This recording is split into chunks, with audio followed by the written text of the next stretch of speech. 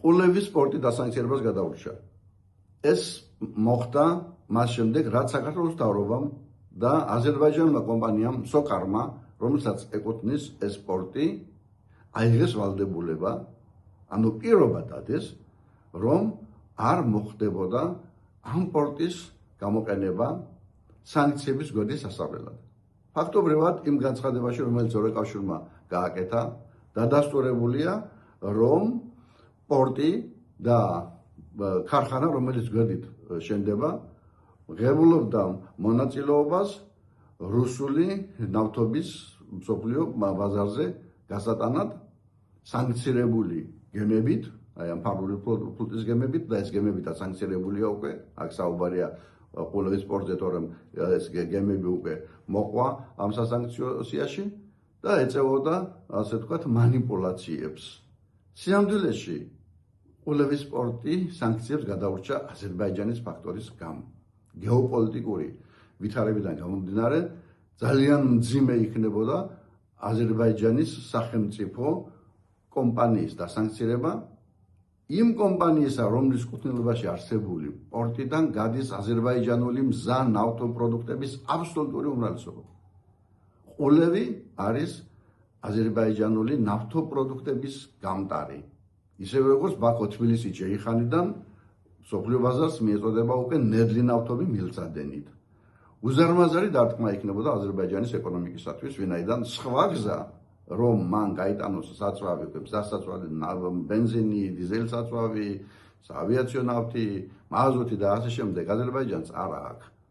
ამიტომ ერთის მხრივ ეს ფაქტორი მუშაობდა სასანქციო სიიდან ამოღების არგუმენტებთან დაკავშირებით და მეორე, რა თქმა უნდა, აზერბაიჯანის ირგვლივ მიმდინარე პროცესები, სომხეთ აზერბაიჯანის დიდი უკვე რეგიონული პროექტები, ამერიკის ვიცე-პრეზიდენტის ჩამოსვლა და ბოლოს აგეთ უნდა ირანის ომის პროცესში, აი ახლა დღესაც კი აზერბაიჯანის ფაქტორის გაძლიერება.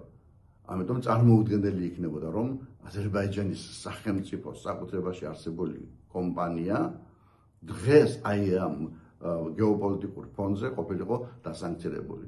და ამან გადაარჩინა უკვე ის თაღლითი მეორე ქარხანა, გვერდით მდებარე ქარხანა, რომლებიც რუსების მიერ შენდება და თურმე ირკვევა, რომ ამის მთავარი ამოცანა ყოფილა სანქციების გვერდისავლაში რუსეთის მხარდაჭერა. საოცარი რამე ვიხილეთ, რომ ქარხანა, რომელიც დღესაც მშენებლობის პროცესშია, არაფრის წარმოება შეუძლია, თურმე ნოემბერ-დეკემბერ-იანვრის თვეში მან აწარმოა 116 მილიონი დოლარის ღირებულების ნავთობპროდუქტები და გაიტანა ევროპისა და მსოფლიო ბაზარზე. სიამდვილეში შემოჰქონდა რა რუსული პროდუქცია, საბაჟოზე ფორმდებოდა ნედლი ნავთობის სახით და შემდეგ ხდებოდა უკვე ყულევის სპორტში, აი ამ უზარმაზარ რეზერვუარებში რაღაც манипуляციები და რუსული ნავთობი შემოდიოდა და შემდეგ გადაიტვირთებოდა ხელახლა და უკვე მზა პროდუქტის სახით მიდიოდა უკვე მსოფლიო ბაზარზე და მზა პროდუქტის წარმოება საქართველოს არ შეუძლია ქარხანა, აქ არ არის ესეთი, რომელსაც შეუძლია ნავთობპროდუქტის წარმოება თანაც 13 თვის განმავლობაში 116 მილიონის, თანაც იმ ხარისხის, რომელიც ევროკავშირშიც იყიდება, მალტაში გაიყიდა ძირითადად ეს ნავთობპროდუქტი, ისე როგორც იბრალტარში, ემირატებშიაც კი იყიდებოდა. ანუ ძალიან ხარისხიანი რუსული საწვავი გავიდა სანქციების გვერდისავლით ამ მშენებარე ქარხნის მონაწილეობით და ყულევის ინფრასტრუქტურის გამოყენებით. ამიტომ რა თქმა უნდა, გამადიდებელი შუშის ქვეშ იქნება უკვე მოქცეული ეს ქარხანა. არის ინფორმაცია და სულ მალე გამოქვეყნდება საქართველოს სტატისტიკის სამსახურის მიერ ექსპორტის მაჩვენებლები და არის ეჭვი, რომ იგივე манипуляცია განხორციელდა თებერვლის თვეში. და ახლა სულ მალე ამ სტატისტიკას ნახავთ და შეიძლება კიდევ ერთხელ აღმოჩნდეს აი ეს ქარხანა შარში. ახლა თებერვლის თვე ჩაითვლება თუ არა სანქციის დარღვევა და დღევანდელი დღიდან, ანუ რაც ამოიღეს სასანქციო სიიდან იწყება ათვლის წერტილი და ჩამოეწერა თუ არა ძველი ცოდვები აი ამ მშენებარე ქარხანას, ამას დრო გვიჩვენებს. ერთი რამ ფაქტია, რომ ამ ქარხნის უკან დგას რუსეთი რომელსაც ხარს უჭერს საქართველოს მთავრობა, ეს ქარხანა შენდება ასე თუ ისე რუსეთთან დაკავშირებული ფულით, 3 ბანკის წესით, ეს არის ქართულ ბანკი, ბაზის ბანკი, ჩინური ბანკი და ყაზახური ბანკი და საქართველოს მთავრობის ფულით.